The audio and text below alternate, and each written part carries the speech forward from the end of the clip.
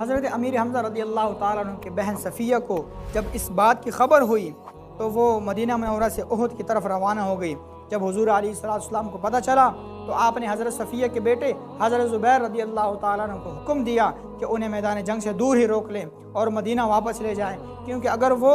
اپنے بھائی کی مسلح شدہ لاش کو دیکھے گی تو صبر کا بندھن ٹوٹ جائے گا۔ جب ان کے بیٹے نے انہیں واپس جانے کے لیے کہا تو انہوں نے فرمایا کہ نہیں، میں اپنے بھائی کے بارے میں ساری خبریں سن چکی ہوں، میں جانتی ہوں کہ یہ اللہ کی راہ میں دی گئی قربانی ہے،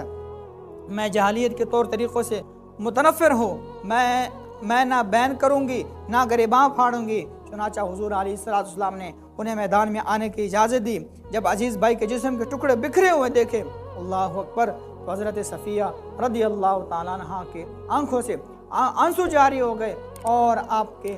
آنکھوں سے اس قدر کے آنسو گرے کہ وہاں پر